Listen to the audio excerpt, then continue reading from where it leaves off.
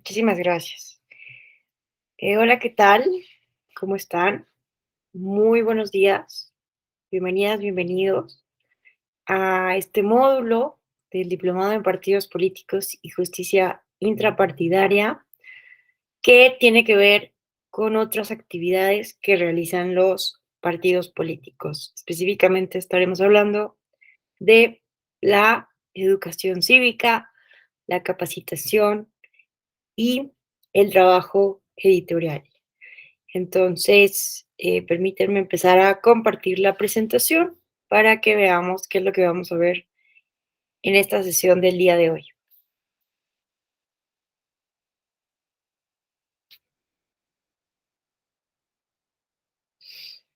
Bueno, qué gusto saludarles, estar aquí con ustedes. Me vuelvo a presentar, Alejandra Tello, profesora investigadora de la Escuela Judicial Electoral. Y bueno, déjenme les platico que este módulo es recientemente incorporado en este diplomado. En sesiones anteriores de este diplomado no teníamos este módulo, pero en una constante evaluación que hacemos a los contenidos de nuestros diplomados y de la oferta académica, pues identificamos que no estábamos abordando otras actividades que también realizan los partidos políticos, ¿no? Y que también son fundamentales para el sostenimiento de la democracia, como vamos a ver a continuación, ahora que abordemos el tema de la teoría de la cultura política. Entonces, em, ¿qué vamos a ver en esta sesión? Pues vamos a hablar sobre la cultura política cívica, qué es la teoría de cultura política cívica, cómo se da esta cultura cívica en los partidos políticos, qué es lo que dice la Constitución, la Ley General de Partidos Políticos sobre la cultura política cívica y la participación ciudadana, y vamos a contrastar esto con la realidad, ¿no? Entonces, en la primera hora, pues vamos a ver un poco esta parte como teórica, conceptual, y en la segunda parte, pues vamos a ver el marco normativo y la realidad. ¿Qué tanto o qué están haciendo los partidos políticos para fomentar la cultura política cívica? Además, pensemos todo esto en un contexto en donde se está proponiendo, como ustedes lo saben muy bien, una disminución al financiamiento público de los partidos políticos. La propuesta central es mantener únicamente el financiamiento público para gastos en materia de campaña para las elecciones, pero eliminar el financiamiento público en actividades ordinarias. Entonces, eh, me gustaría que pudiéramos reflexionar cómo esta propuesta de reducción al financiamiento público para actividades ordinarias puede específicamente, ¿no?, repercutir en la cultura política cívica, ¿no?, que es una obligación constitucional para los partidos políticos. Entonces, empecemos. A ver, em, empecemos por ver lo que dice la Constitución, ¿no? Veamos. El artículo 41 de nuestra Constitución política es muy claro. Los partidos políticos, vean ustedes, son entidades de interés público. Recordemos que esto está así definido desde el orden constitucional mexicano desde 1977, ¿no? Esto fue sumamente importante y trascendente porque esto, en un contexto de fuerte antipartidismo, en Europa, en el mundo, de manera teórica, pues imagínense que ponen en la Constitución que los partidos políticos son tan importantes para el interés público y que esto además, pues les dota de la seguridad jurídica que necesitan, por decirlo de alguna manera, para que también puedan recibir financiamiento público en un contexto que teníamos en nuestro país, en donde un solo partido político recibía todos los recursos del Estado, ¿no? El partido oficialista. Entonces, esto es fundamental, ¿no?, de entender. Entonces, empieza a dársele financiamiento público y prerrogativas, ¿no?, como tiempos eh, eh, para que puedan, ¿no?, promocionarse también con el partido oficial en radio y televisión. Pero a ver, estas prerrogativas, ¿verdad? Em, Se fueron modificando con el tiempo, pero una cuestión importante es decir, bueno, vamos a seguir leyendo esta definición, ¿no? Los partidos políticos son entidades de interés público. La ley determinará las normas y requisitos para su registro legal, las formas específicas de su intervención en el proceso electoral y los derechos, obligaciones y prerrogativas que les corresponden en la postulación de sus candidaturas. Se observará el principio de paridad de género. Y aquí viene lo más importante en relación con este módulo. Los partidos políticos, vean, lo dice con toda claridad este segundo párrafo de la fracción primera del artículo 41 constitucional, tienen como fin promover la participación del pueblo en la vida democrática, fomentar el principio de paridad de género, contribuir a la integración de los órganos de representación política y como organizaciones ciudadanas hacer posible su ejercicio al poder público, de acuerdo con los programas, principios e ideas que postulan y mediante el sufragio universal, libre, secreto y directo. Bueno, lo demás ya no es tan relevante para el tema que nos ocupa, pero vean, ¿no?, que esta obligación no solamente tienen los partidos políticos que hacer posible el acceso de la ciudadanía al ejercicio del poder público, sino que tienen como fin promover, uno, la participación ciudadana, la participación del pueblo en la vida democrática y dos, el principio de paridad de género. O sea, quiero que extraigamos estas dos cuestiones muy claras del artículo 41 constitucional. Por su parte, vean lo que sostiene el artículo tercero de la Ley General de Partidos Políticos. Con toda claridad también lo dice, ¿no? Los partidos políticos promoverán los valores cívicos y la cultura democrática, la igualdad sustantiva entre niñas, niños y adolescentes y garantizarán la participación paritaria en la integración de sus órganos, así como en la postulación de candidaturas. Entonces, vean cómo la ley general publicada, como recordarán ustedes, en 2014, no solamente habla, ¿no?, de esta promoción de los valores cívicos, de la participación ciudadana, sino también habla de un concepto adicional, que es la igualdad sustantiva entre niñas, niños y adolescentes, así como la postulación paritaria. Entonces, básicamente este es el, no, bueno, y bueno, tendríamos que irnos también a las obligaciones convencionales, ¿verdad? Que nos hablan, pues, de la importancia de los estándares internacionales, las buenas prácticas que nos hablan justo de la importancia de la promoción de la cultura cívica por parte de los partidos políticos, que siguen siendo en las democracias contemporáneas los principales promotores de la cultura cívica, ¿no? Entonces, bueno, esto es lo que nos dice con toda claridad la Constitución. Pero a ver, ahora sí, regresemos. ¿Pero qué es la cultura política cívica? ¿Qué significa esto que nos dice la Constitución? ¿Por qué se imaginan ustedes que está a nivel constitucional? En algún momento alguien, ¿no? Los legisladores, el poder constituyente, pues se dio cuenta, ¿no? Tomó conciencia de la importancia que es mandatar de la Constitución la promoción de la cultura cívica y la paridad de género, ¿no?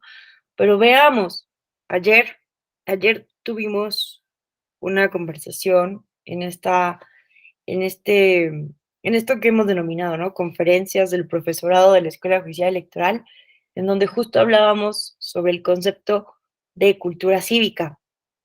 Muchas y muchos de ustedes, pues, no pudieron estar el día de ayer acompañándonos, así que muy brevemente, solo veo creo que a Benito, que estaba el día de ayer, si no me equivoco, pero vamos a retomar rápidamente el concepto de cultura cívica. Es que vean, muchas veces, no sé si a ustedes les pasa, hablamos de las cosas, las mencionamos sin siquiera reflexionar antes qué significan o qué son, ¿no? Me parece que así muchas veces las palabras, las ideas van perdiendo significado, ¿no? De tanto que las usamos sin una reflexión, sin un cuestionamiento. Entonces, me parece que la cultura cívica, la ética pública, son conceptos que se van vaciando de contenido porque las damos como importantes sin cuestionarnos el porqué.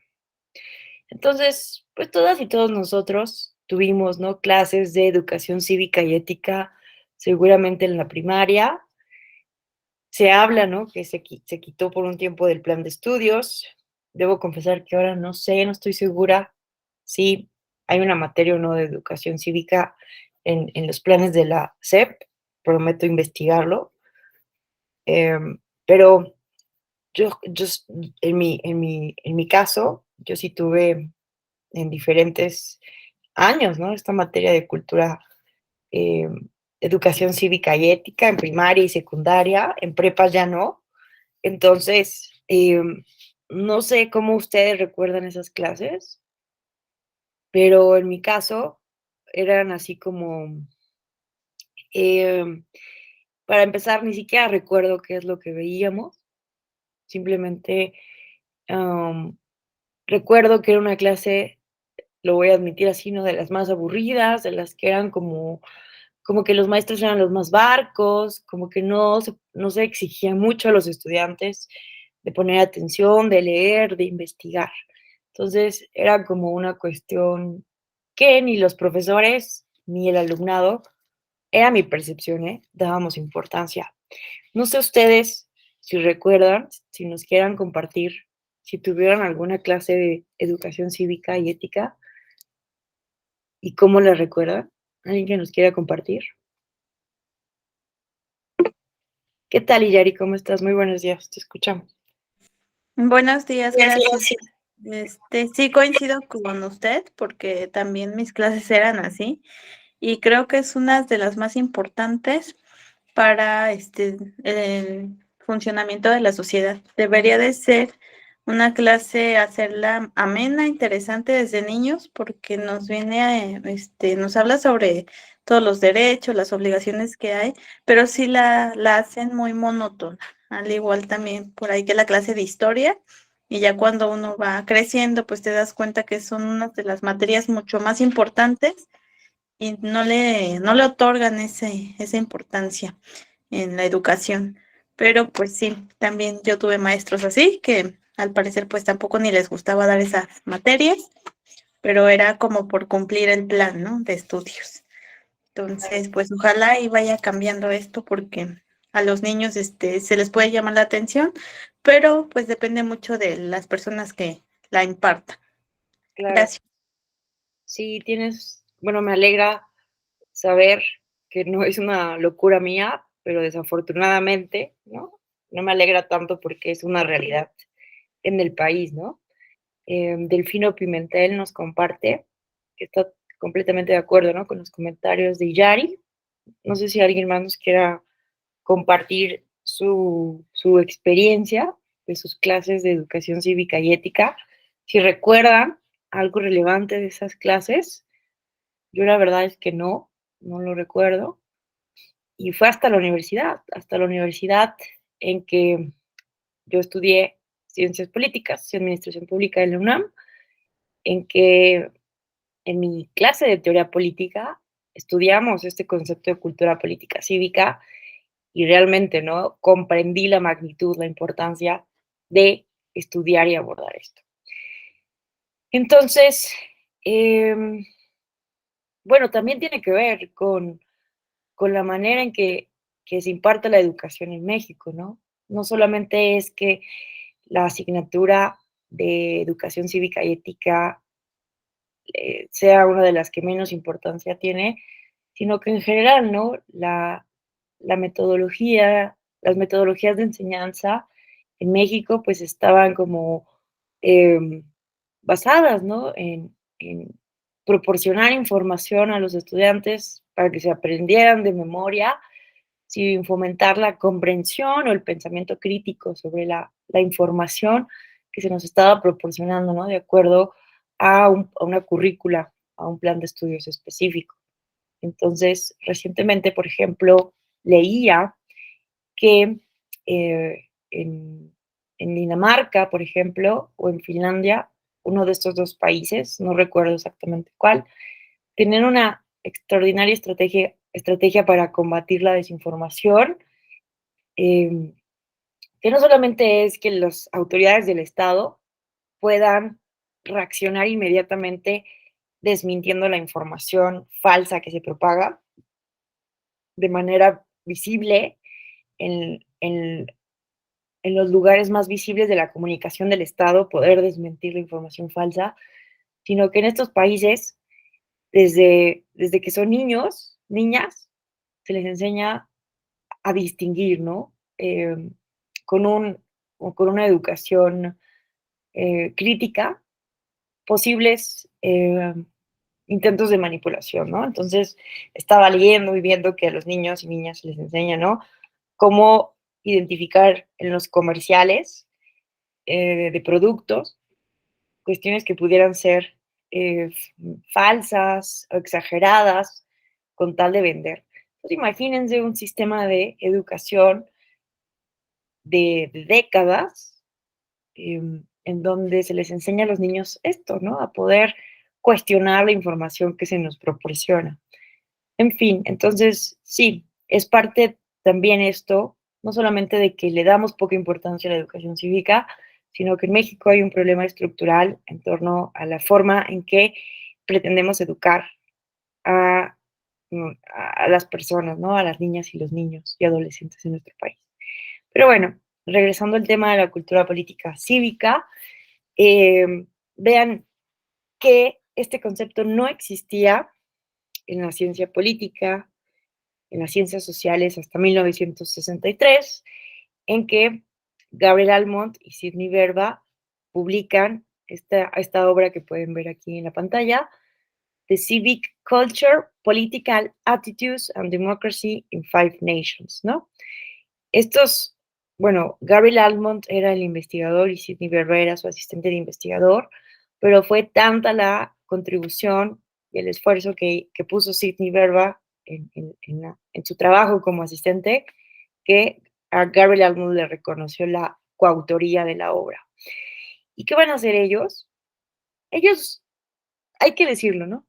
Vamos a estar en 1963 en un contexto en donde Estados Unidos está impulsando fuertemente la ciencia política, las ciencias sociales, porque era necesario demostrar teórica y empíricamente que la democracia era mejor que el comunismo y que el socialismo. Era necesario desarrollar marcos teóricos conceptuales que pudieran contrarrestar el análisis marxista, ¿no? Materialista. Entonces, básicamente es una respuesta, ¿no? La teoría de la cultura política cívica, una, una respuesta a, pues, esta idea marxista, ¿no? De que la estructura determina la superestructura. No sé si ustedes han estudiado esta relación y la problemática que existe entre estas dos categorías conceptuales de la estructura y la superestructura, entendiendo la estructura como las leyes, las normas, las instituciones, la estructura, ¿no? Que se puede construir de manera material en una sociedad, la economía, el crecimiento económico, etcétera. Y la superestructura son las ideas, la religión, las creencias, las percepciones, la cultura. Entonces, los marxistas ortodoxos, ¿no? Consideran prácticamente como algo irrefutable que la economía determina a la, bueno, que la estructura determina la superestructura. Es decir, que un crecimiento económico, que una economía específica, que una ley específica, que un pues sí, una creación estructural específica determina la manera de reaccionar y va regulando el comportamiento, las actitudes de las personas. Entonces, esta es una teoría muy importante porque va a cuestionar, ¿no?, esa determinación irrefutable del marxismo ortodoxo para decir que no es cierto, ¿no?, que también la cultura, los valores, la percepción también determinan a la estructura, ¿no? Actualmente en las ciencias sociales, pues sigue todavía este debate eterno entre qué determina qué. Es como el debate del huevo y la gallina de las ciencias sociales, básicamente. Pero eh, ahora, ¿no? En ciencias sociales, pues más o menos el consenso es que pues ni una determina completamente a la otra, ¿no? Más bien se autodeterminan mutuamente, ¿no? Hay cada vez vamos cediendo más a afirmar que pues depende también del caso concreto, del contexto, de múltiples variables, ¿no? Las explicaciones que damos ahora a los fenómenos sociales es más multifactorial. Entonces, bueno, en ese contexto, pues la teoría de la cultura política cívica va a ser muy importante porque va a ser una propuesta sólida, tanto teórica como empíricamente, para poder decir que los valores, las percepciones, la cultura también es importante para sostener la democracia, para poder, pues sí, generar democracias estables con el tiempo. Entonces, para poder comprobar esta hipótesis, esta tesis, lo que hacen Gabriel Almond y Sidney Verba es empezar a utilizar esta técnica todavía en ese tiempo poco desarrollada de las encuestas de percepción, que ahora son muy famosas, ¿no?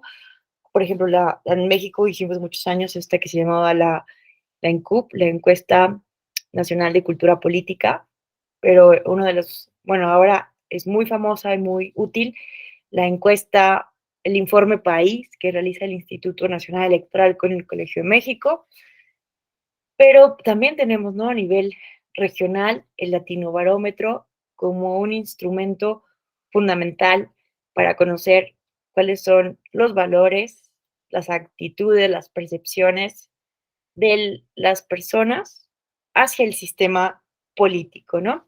Entonces también es necesario decir que todo esto eh, se prende, está conectado, tiene como base pues la teoría de sistemas de David Easton, ¿no?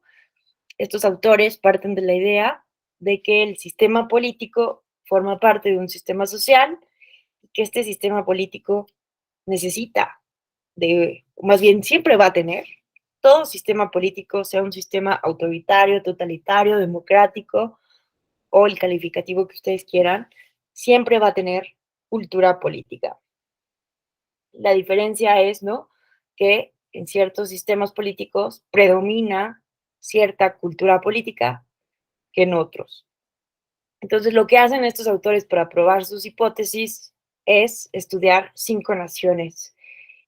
2 naciones estables democráticamente hablando, de las democracias más antiguas que hay, de la primera ola democrática, ¿no? Estados Unidos e Inglaterra, con una mayor tradición democrática. En segundo lugar, Alemania e Italia, que bueno, ustedes saben la relevancia de estudiar estos autores en un contexto del nazismo y del fascismo, y en un contexto también, ¿no?, de, de, de, de buscar incorporarse a la democracia después de estos regímenes totalitarios, ¿no?, fascistas, eh, autoritarios que tuvieron estos países en el contexto, ¿no?, de la Segunda Guerra Mundial, y un país no desarrollado como México. Entonces, qué interesante saber que México formó parte de este estudio, ¿no? Entonces, encuestaron, hicieron una muestra representativa, ¿verdad?, de los diferentes países y fueron a preguntarles qué opinaban de su sistema político, qué opinaban de la democracia, etcétera, ¿no? Un cuestionario debidamente desarrollado para hacer estas encuestas. ¿Y qué encontraron estos autores? Encontraron que efectivamente las democracias más estables en el tiempo, Estados Unidos e Inglaterra, pues tenían cierto tipo de cultura política, cierto tipo de actitudes, de valoraciones hacia lo público, hacia lo colectivo, cierto tipo de conocimientos. Encontraron que Alemania e Italia tenían otro tipo de, muy específico, ¿no? Muy diferente a Estados Unidos e Inglaterra, de valores, de percepciones, de actitudes, de creencias. Y lo mismo con México, que ahorita vamos a ver que detectaron en esta década de los 60 que México tenía una cultura política parroquial, ¿no? Ahorita vamos a ver qué significa eso. Entonces, bueno, de entrada hay que entender algo importante. Siempre hablamos de cultura política como si el concepto en sí mismo fuera algo positivo, pero recordemos esto, ojo, ¿no? Que todos los países tienen cultura política. Eh, Venezuela, China, México, todos los países tienen cultura política, porque vean que es una concepción mucho más neutral, ¿no? Porque la cultura política comprende los valores, las percepciones, el conocimiento, las creencias, las representaciones simbólicas, imaginarias, reales, que tiene un país sobre su sistema político, ¿no?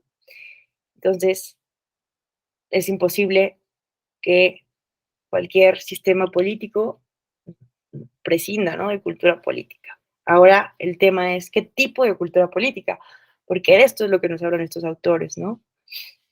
Pero vean, para determinar el tipo de cultura política que tiene un país, un sistema político, los autores identificaron que existen tres tipos de orientaciones básicas que tienen los sistemas políticos, las personas, hacia los sistemas políticos. En primer lugar, orientaciones cognitivas. En segundo lugar, orientaciones afectivas. Y en tercer lugar, orientaciones evaluativas. ¿Qué significan las orientaciones cognitivas? Son todos aquellos conocimientos que tenemos las personas hacia nuestro sistema político, ¿no? Eh, sabemos, ¿no? Quienes estudiamos, por ejemplo, derecho electoral, pues tenemos un conocimiento mucho más especializado, mucho más profundo sobre cómo funciona nuestro sistema político, cuál es que existe una división de poderes, que existen organismos autónomos constitucionales, que ahorita hay una reforma, una iniciativa de reforma que está poniendo en jaque la manera en cómo en los últimos 34 años hemos venido organizando las elecciones, ¿no? Pero hay tal vez en México personas que tal vez desconozcan que existe una división de poderes, que a lo mejor desconozcan que existe una Cámara de Diputaciones también en lo local, que tal vez desconocen que existe un presidente municipal, una presidenta municipal, y que los regidores que integran estos cabildos se eligen en algunos casos por el principio de representación proporcional, ¿no? Entonces, las orientaciones cognitivas, pues, es honesto, ¿no? El conocimiento que tenemos las personas sobre nuestro sistema político y sus diferentes elementos y componentes, y las relaciones que se pueden producir. Pero también existen orientaciones afectivas. Todas las personas, sí o sí, ¿no? Aunque pretendamos ser lo más objetivas y neutrales posibles, que eso es casi imposible, realmente tenemos sentimientos hacia nuestro sistema político que pueden ser de rechazo, que pueden ser de agrado, que pueden ser, pues, comprender toda la gama de emociones que ustedes puedan imaginar, recordar en, en la naturaleza humana, ¿no? Entonces, podemos encontrar, ¿no? Que hay personas que tienen un conocimiento muy alto del sistema político, pero que al mismo tiempo eso no les impide tener una aberración o un rechazo completo, ¿no? A la figura del presidente de la República, por poner un ejemplo, o personas que también tienen un alto conocimiento y eso no tiene que ver con el rechazo fuertísimo que pueden tener hacia algún expresidente, ¿no? Como yo conozco muchos anticalderonistas, ¿no? Que odian básicamente a Peña Nieto y a Calderón, ¿no? Entonces, es algo que ocurre en los sistemas políticos, que tenemos sentimientos de rechazo, de aceptación. También recordemos, ¿no? Que existe un sentimiento generalizado muy negativo hacia la política, ¿no? La política es vista como algo negativo, los políticos profesionales son vistos como deleznables, ¿no? Entonces tienen como muy mala fama, muy poco prestigio social. Entonces, todo esto son orientaciones realmente afectivas, ¿no? Y finalmente existen otro tipo de orientaciones, que son las evaluativas, y que tiene que ver con las opiniones, con los juicios que hacemos sobre las cuestiones relacionadas con el sistema político, ¿no? Entonces, una evaluación que podemos hacer, ¿no? Por ejemplo, de su servidora es, pues bueno, a mí me preocupa muchísimo la reducción del financiamiento público a partidos políticos, porque como ahorita vamos a ver, se debe de destinar el 3% del financiamiento público eh, ordinario a fomentar el liderazgo político de las mujeres. Adicionalmente, se debe de destinar el 2% del gasto ordinario a actividades específicas como la capacitación cívica, la educación cívica, y además del financiamiento público ordinario, el 3% de eso también se debe destinar, ahorita vemos esto con calma, a la educación cívica. Entonces, si reducimos, si eliminamos el financiamiento público de actividades ordinarias, pues estamos eliminando el presupuesto público para la educación cívica que deben destinar los partidos políticos, ¿no?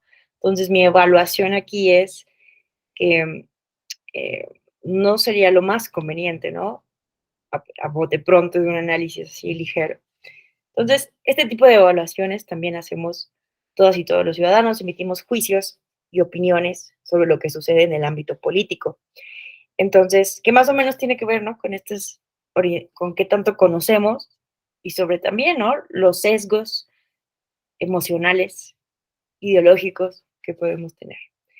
Pero bueno, eh, identificaron estos investigadores que existen así tres tipos básicos de cultura política.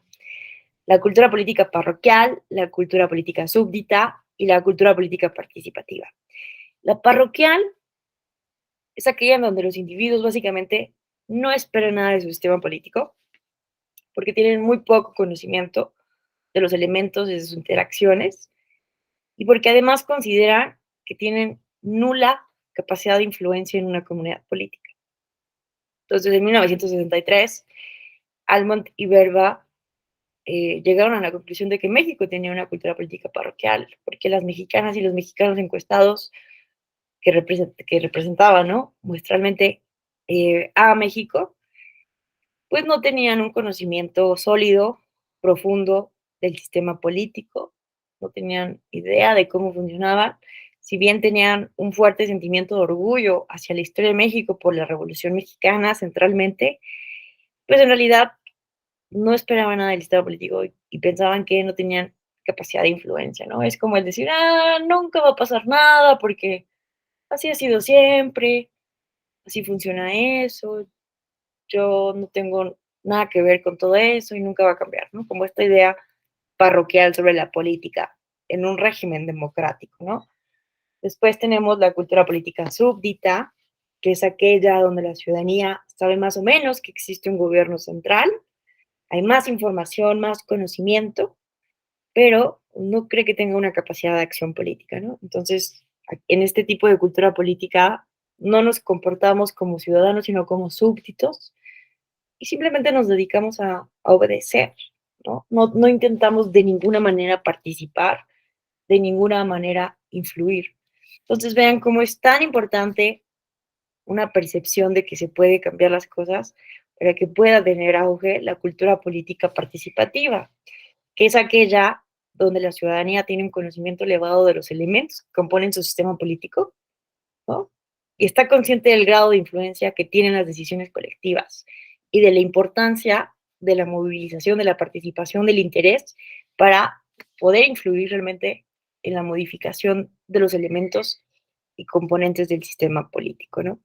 Pero vean que estos son los tres tipos de cultura política que se identificaron en todos los países, en los 5 países, pero sobre todo en Estados Unidos y en Inglaterra encontraron eh, que la cultura política participativa era el tipo de cultura política que predominaba en las democracias más estables. Y entonces, ¿Qué es la cultura política cívica? La cultura política cívica o democrática, entonces, es una combinación de los tres tipos de cultura política, porque en todo régimen político siempre va a haber personas que desconozcan absolutamente cómo funciona el sistema y que no esperen nada de la política, lo cual es normal e incluso deseable, porque no podríamos, ¿no?, dar cabida a una permanente participación de todas las personas. Simplemente hay tareas, ¿no?, que que algunas personas deben de dedicar de otra manera, pero en, en los países democráticos que aspiran a ser democráticos y las democracias más estables han demostrado tener en su mayoría personas, ciudadanas y ciudadanos que tienen una cultura política cívica o democrática, ¿no? Que tienen un conocimiento alto de cómo funciona el sistema político y que saben que si se organizan, que si se manifiestan, que si se quieren lanzar a un cargo de elección popular, que si protestan, que hay maneras de participar, de influir, de crear organizaciones de la sociedad civil. Por ejemplo, Estados Unidos nos puede parecer un país, existe un fuerte anti, eh, ¿cómo decirlo? Pues anti, antinorteamericanismo, por decirlo de alguna manera. Eh, Muchas personas, ¿no? Sienten un rechazo fuerte a Estados Unidos. Y bueno, no es un modelo de ciudadanía republicano completamente como lo hemos analizado en algunos espacios. Es más liberal, lo cual desde la filosofía política norteamericana, pues le dan más importancia al desarrollo individual de la vida privada, pero aún así, a pesar de esto, existe una gran cantidad de asociaciones civiles en Estados Unidos. La gente, la mayoría de las personas en Estados Unidos forman parte de organizaciones civiles, crean muchas asociaciones civiles que resuelven problemas que muchas veces el Estado, como es muy liberal, un Estado mínimo que no garantiza seguridad eh, social, como, pues sí, salud y educación como un derecho social, pero esto ha sido como respaldado por muchas organizaciones sociales, las mismas iglesias. Entonces hay como una idea mucho más activa de la participación, ¿no? Además de lo que nos dice Alexis de Tocqueville, ¿no? Que desde la fundación de los Estados Unidos de América había una idea mucho más igualitaria, ¿no? En contraste con otros, pues con los regímenes europeos o con las mismas colonias. Entonces, bueno, no se trata aquí de hacer una apología de los Estados Unidos porque también, ¿no? Después de lo que pasó con Donald Trump, también, ¿no? Se visibiliza que hay mucha cantidad de personas en Estados Unidos que son eh, xenófobos, racistas y que están dispuestos, ¿no? A violar derechos humanos para, en lo que a su entender es, hacer grande América de nuevo, ¿no? En un populismo de derecha que da miedo, ¿no? Entonces, y bueno, también vimos que Estados Unidos no tiene de ninguna manera un entramado institucional electoral como el que tiene México o Brasil, por ejemplo, ¿no? Que acabo de estar observando las elecciones de Brasil y la verdad es que me sorprendió muchísimo. La, la justicia electoral en Brasil tiene 90 años, imagínense eso. El Tribunal Electoral del Poder Judicial de la Federación de México tiene 25. El de Brasil, con interrupción de la dictadura, evidentemente, pero tiene 90 años de tradición. Entonces, evidentemente, eso no lo tienen los Estados Unidos. Pero lo que podemos identificar son ciertos valores que sí predominan en la población a pesar de lo que acabamos de mencionar, ¿no? Entonces, ¿qué es la cultura política cívica o democrática? Pues simplemente es esto, es una combinación de las tres culturas políticas, parroquial, súbdita, pero con una fuerte predominancia de la cultura política participativa, ¿no? Una conciencia muy grande en la población de que eh, lo colectivo y la participación colectiva es importante para resolver problemas sociales, ¿no? Bueno,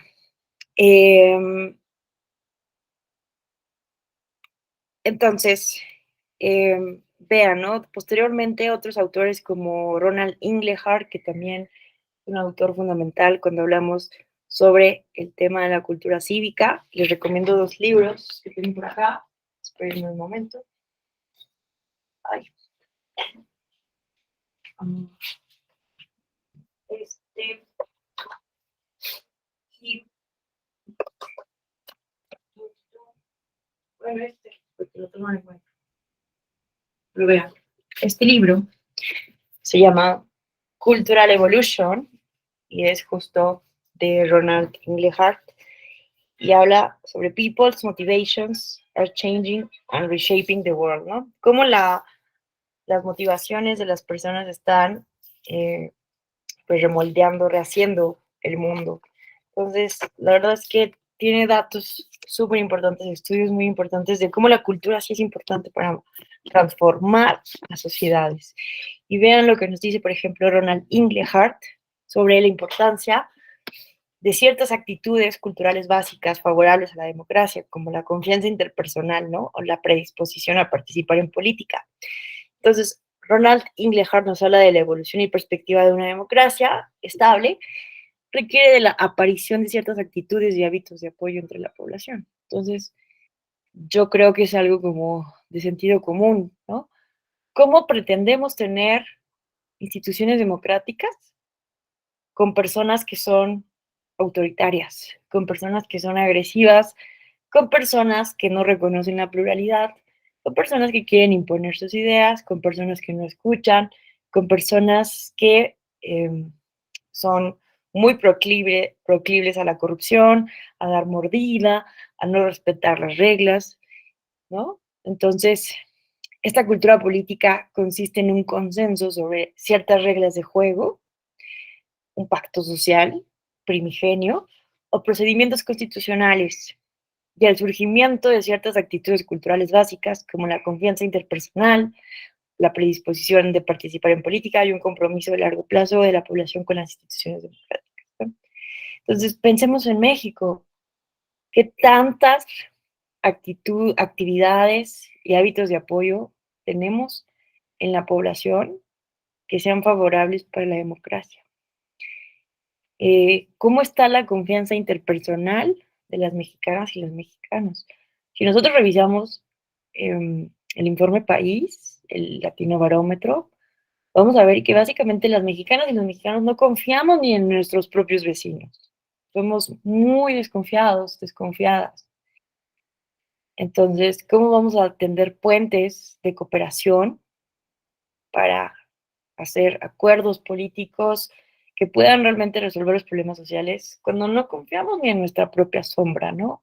Hay una cultura bien fuerte de la desconfianza de la que ya nos han hablado Samuel Ramos, Octavio Paz, por mencionar algún ejemplo, ¿no? El laberinto de la soledad es así, híjole, podemos ser muy pro o contra Octavio Paz por sus diferentes posturas y actitudes, pero tiene ahí un diagnóstico que no es tan errado, ¿no? Sobre la desconfianza y la manera en que somos los mexicanos. ¿Qué tanta predisposición tenemos las mexicanas y los mexicanos para participar en política? ¿Y cuál es nuestro compromiso a largo plazo, ¿no? Con la población y con las instituciones democráticas. Cuando actuamos todos los días, estamos pensando en nosotros mismos, en nuestras motivaciones, o si hay ahí un sentimiento de colectividad. Cuando salimos a la calle, vamos observando la realidad que nos rodea, nos conmueve o no nos conmueve que existan personas pidiendo limosnas, que existan asaltos, feminicidios, tratamos de, o simplemente nos importa lograr nuestras aspiraciones individuales. No queremos aquí poner una moralidad, ¿no? De que pensar en nosotros mismos y ser egoístas sea en un momento dado algo negativo porque no lo es. Todos y todas debemos de tener una individualidad y una importancia sobre nuestro valor propio, pero ¿qué tanto tenemos esta predisposición para participar si es necesario para arreglar un problema cotidiano de nuestra comunidad, ¿no? Entonces, no se piensen en un problema cotidiano y qué tan dispuestas están ustedes para hacer lo que sea necesario para resolver un problema público. Entonces, bueno, ahí se los dejo de tarea que lo reflexionemos, ¿no? Tanto un examen individual de qué tanto nos importa lo colectivo, qué tanto de lo que hacemos es pensado en lo público y lo colectivo, qué tanto es una cuestión individual completamente, ¿no?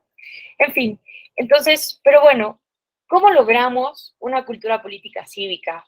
Si estamos ya de acuerdo, después de diferentes reflexiones, de que la democracia es, tal vez no sea el mejor régimen de político que pudiéramos crear, porque tiene también la democracia sus defectos, pero hemos entendido, ¿no? Como lo dicen muchas teóricas y teóricos, que al menos es el menos malo de los regímenes políticos, ¿no? Porque es un régimen que nos permite la tutela, el ejercicio pleno de los derechos humanos de todas las personas, porque es un régimen que nos permite el autogobierno y, como dirían los republicanistas como Petit, la libertad como no dominación. Es eso que un poco lo que nos decía Rousseau de manera muy poética en el contrato social.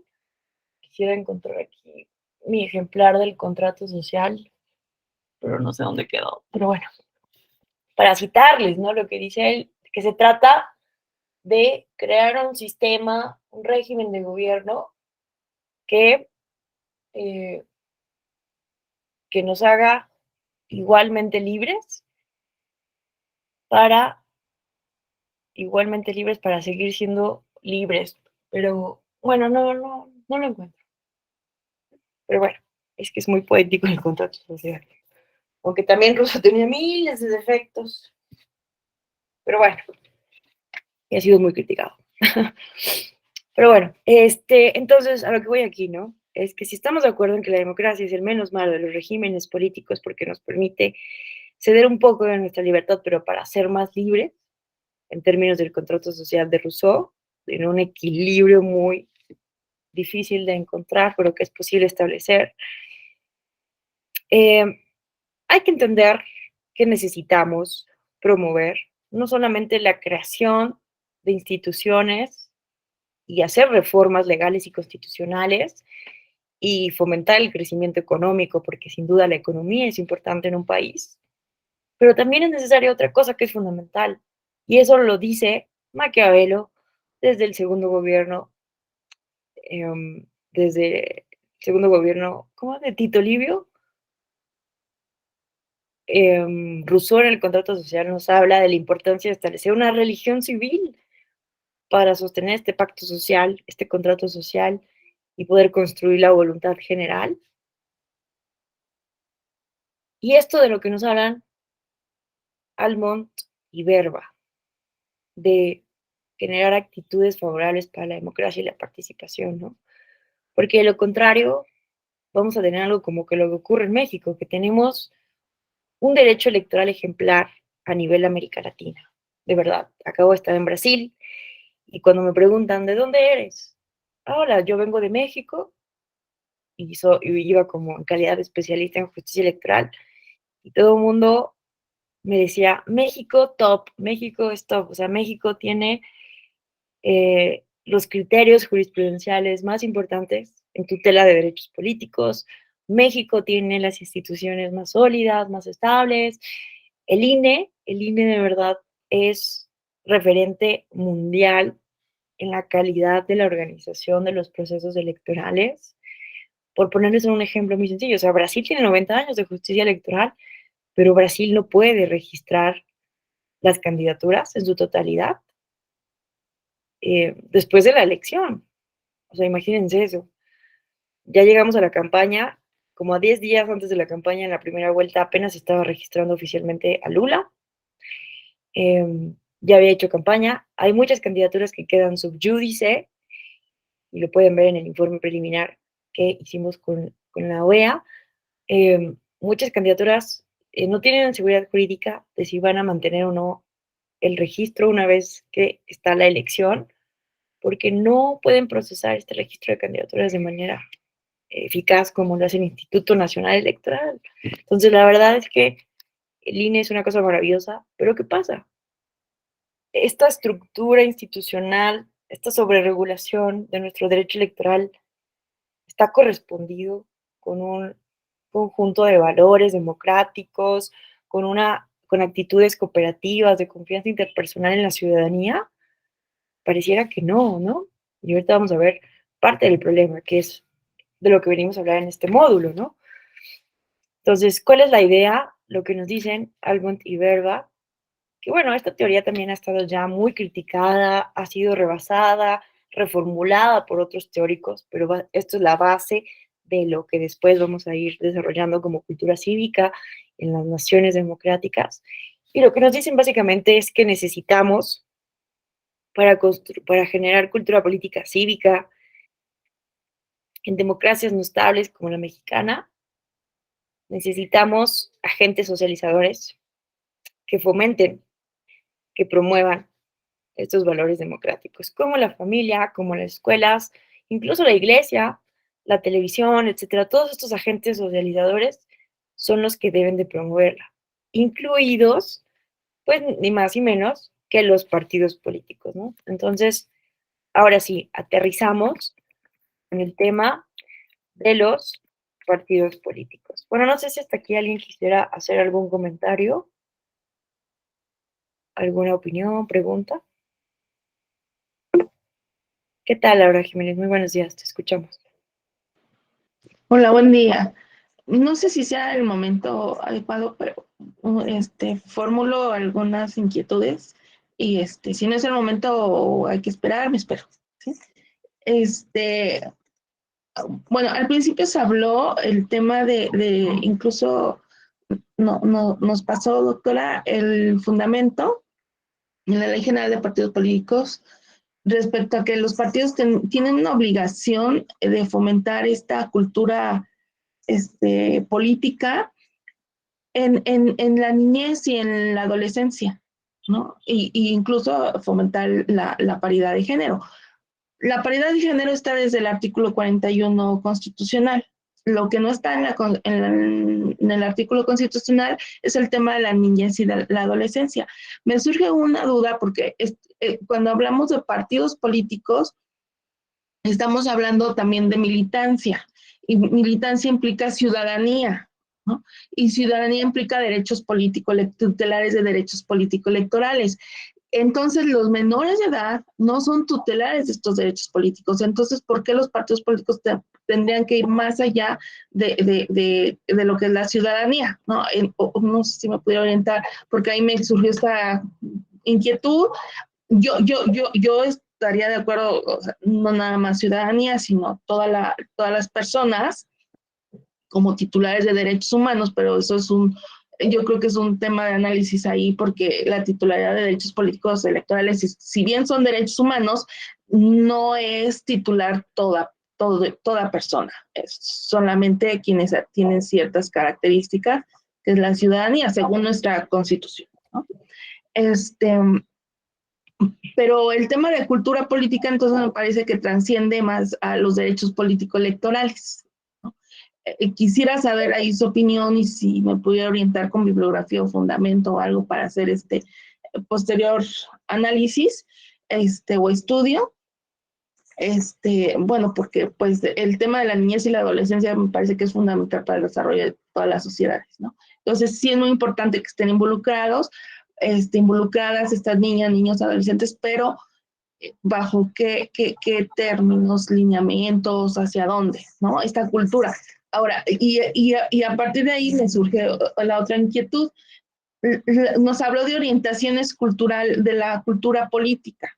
Estas orientaciones, si bien los partidos políticos son unos agentes constitucionales y fundamentales para socializar esta cultura política, pues qué orientación le podrían dar a esta cultura política, porque tenemos que estos partidos políticos tienen cierta ideología, son competidores en materia electoral, entonces pues también tienen intereses como institución que podrían sesgar, me parece, pues esta cultura política ya no hablemos hacia la ciudadanía, sino hacia la población en general, porque nos podríamos quedar en la orientación cognitiva, que es muy importante, pero me parece que pudiera también sesgarse nada más con una orientación afectiva o una orientación evaluativa, ¿no? Entonces, ¿cuál es la obligación constitucional de los partidos?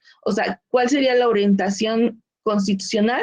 Y si no existe, pues usted, ¿cuál es su opinión? ¿Cuál sería lo ideal, ¿no? Y esa es la segunda, porque estas orientaciones me parecen importantes. Y la tercera es, a ver, la participación de las mexicanas y los mexicanos en una forma colectiva, que usted nos hablaba de esta participación, de esta participación.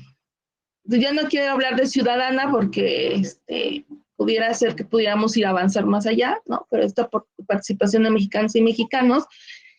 Pero cuando nos organizamos para participar, generalmente es en forma reactiva, para exigir derechos. O sea, no es en forma preventiva o forma con mayor permanencia, sino en forma reactiva, defender derechos, reclamar violaciones de los derechos. Y esta participación a veces por lo mismo ya no es pacífica, se torna un tanto violenta, ¿no? Bueno, aquí entramos también en tema de protestas. Hay quienes dicen que una protesta, si no es de exigencia y violenta, no es protesta, ¿no? Porque cuando hablamos de protesta implica ya un sentimiento, una violación de derechos, y implica sentimientos profundos, que no puedes manifestarlos en forma tan civilizada, ¿no? Entonces entiendo esa parte, pero entonces, ¿cuál sería esta forma de participación ideal para llegar a una cultura política que tenga que tengan bases sólidas para ir construyendo? Porque pues, ya nos comentó el caso de México, que casi estamos en el plano menos ideal, y entonces sí requiere una estrategia y requiere mucho esfuerzo para ir subiendo de ciertos grados de una cultura política, ¿no? Bueno, muchas gracias, espero no haber importunado. No, al contrario. Te felicito, Laura. Estoy sorprendida porque ayer justo tenía estas reflexiones que tú acabas de darme, básicamente, que son los problemas centrales o las contradicciones que tenemos que abordar y atender en la materia, ¿no? La verdad es que te quería preguntar, ¿en dónde estás tú? ¿De dónde eres? Cuéntanos un poco de ti, porque de verdad me encantó este análisis que acabas de hacer. Gracias, doctora. Mire, yo soy de Morelos, específicamente de Jutepec, Morelos. Pues estoy haciendo estudios de posgrado en la Universidad Autónoma del Estado de Morelos. Y precisamente mi línea de investigación es de Derecho Público y va enfocada hacia los partidos políticos. Entonces, por eso me interesó mucho este diplomado. Estoy analizando toda la bibliografía que nos dieron en el diplomado, y me han surgido todas estas inquietudes. Voy iniciando, entonces, pero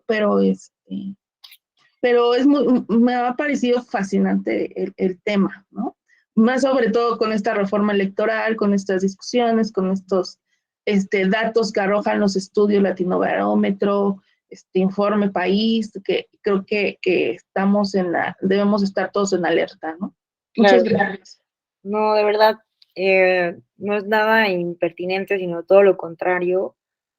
A mí me parece que estas son de las paradojas, contradicciones y cuestiones que necesitamos discutir, porque tienes toda la razón. Punto número 1, el tema de las niñas, niños y adolescentes. Esta era una de las conclusiones que yo quería como compartirles de una servidora al final del módulo, que lo que nos dice la Constitución, ¿no? Como tú bien lo dices, es una obligación general de los partidos políticos de promover la cultura cívica y la participación ciudadana, ¿no?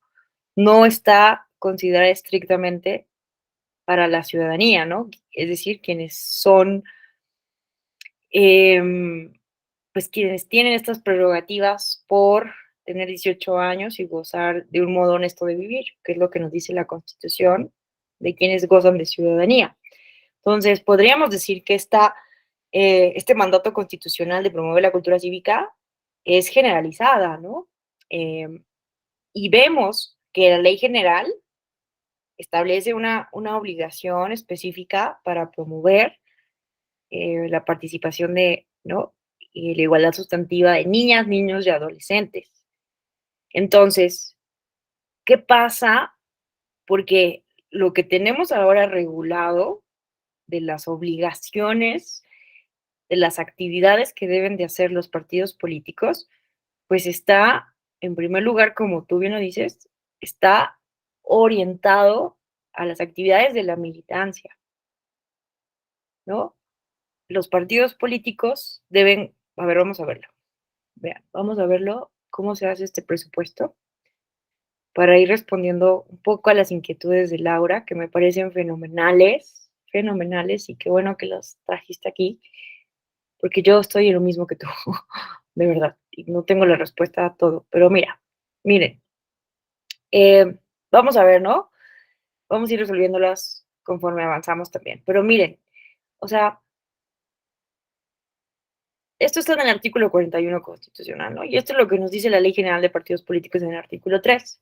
Pero ¿cuáles son las obligaciones de los partidos políticos, no? Es decir, lo que sí o sí deben de gastar. Si gastan más, si gastan el 20%, el 30%, en otras actividades relacionadas con la educación cívica, la capacitación o el liderazgo político de las mujeres, está bien.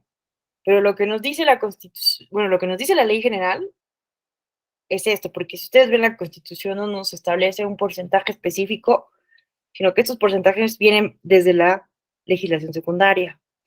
Entonces, vean, hay 3 tipos de financiamiento público que deben de tener los partidos políticos y que deben de reportar obligadamente al Instituto Nacional Electoral, ¿no? Bueno, dependiendo si son partidos políticos nacionales, si son partidos políticos locales, o si estamos hablando de elecciones federales o locales. Pero bueno, uno es el financiamiento público para el sostenimiento de actividades ordinarias permanentes, que bueno, no importa tanto concentrarnos en cómo se calcula, pero aquí lo pongo, ¿no? Ahí viene. Que este financiamiento público, pues, bueno, rápidamente, ¿no? Se calcula de acuerdo al número de ciudadanos que están en el padrón electoral, ¿no?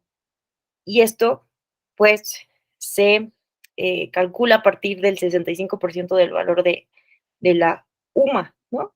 De la unidad de medida de actualización. Y 70% de este financiamiento, de lo que sale de esto, se debe de dividir de acuerdo al porcentaje de votos obtenido por partidos políticos y 30% de manera igualitaria. Pero bueno, no es lo más relevante, ustedes lo van a ver en este diplomado, cómo se calcula el financiamiento público. Lo que importa es cómo se debe destinar este financiamiento público y cuáles son los rubros específicos del financiamiento público. Entonces, en segundo lugar, está el financiamiento público para las actividades tendientes a la obtención del voto, que esto no nos vamos tampoco a concentrar porque no es relevante para el tema que nos ocupa. Y está el financiamiento público para actividades específicas de educación cívica y capacitación. Entonces vean que la Ley General de Partidos Políticos establece aquí está, vean que el artículo 51, numeral 1, inciso A, fracción cuarta, inciso C, de la fracción 1 de la Ley General de Partidos Políticos, y 163, numeral 1, inciso A, fracción 5, del Reglamento de Fiscalización, establece que los partidos políticos nacionales deben destinar al menos 2% del financiamiento público ordinario que reciben para gastos en actividades específicas. Es decir, está medio revuelto esto, hay que reconocerlo, pero así se ha establecido, ¿no? Es decir, de este financiamiento público que los partidos políticos reciben para el sostenimiento de actividades ordinarias permanentes, 3% debe ser destinado al liderazgo político de las mujeres y 2% para gasto programado en materia de capacitación y educación cívica. Y adicionalmente a eso, existe un monto adicional que reciben los partidos, que es para el financiamiento de actividades específicas de educación cívica, cuestiones editoriales, publicaciones y capacitación, ¿no? Y eso es el 3%. ¿Cómo se calcula esto? Es el 3% del financiamiento de las actividades ordinarias. Es decir, como que se les da un extra para que hagan cuestiones de educación cívica. Pero bueno, más allá de, de todo esto, a ver, preguntémonos, ¿no? ¿Cuáles son las actividades específicas? ¿Qué tipo de actividades específicas realmente están destinadas para la ciudadanía en general? Uno, estamos hablando de un concepto de ciudadanía. Personas que son mayores de 18 años tienen un modo honesto de vivir.